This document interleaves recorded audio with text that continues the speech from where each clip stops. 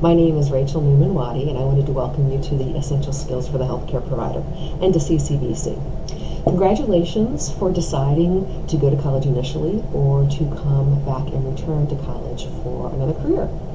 My background is very steeped in CCBC. Initially, my father was a firefighter paramedic, and he got his training at CCBC, and he was one of the first people to be trained at CCBC to be a paramedic. I went to CCBC when I was 18 to be a phlebotomist, then a CNA, and then to get various other certifications, and then eventually my associate's degree. Then I went to UMBC around when I was about 28 years old to get my undergraduate degree in biochemistry. From there, I started working at Walter Reed and NIH and worked in sleep research for about 12 years. Then I have another 8 years in sleep disorders. And now I just started teaching at CCBC full-time as of January, but 2 years as an adjunct faculty member.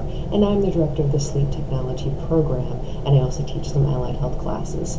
So I wanted to tell you a little bit about myself so you could conceptualize what I'm trying to get across to you is success isn't a straight line. You often go back to school to get training over and over, and it is always a very rewarding decision when I decide to go back to school.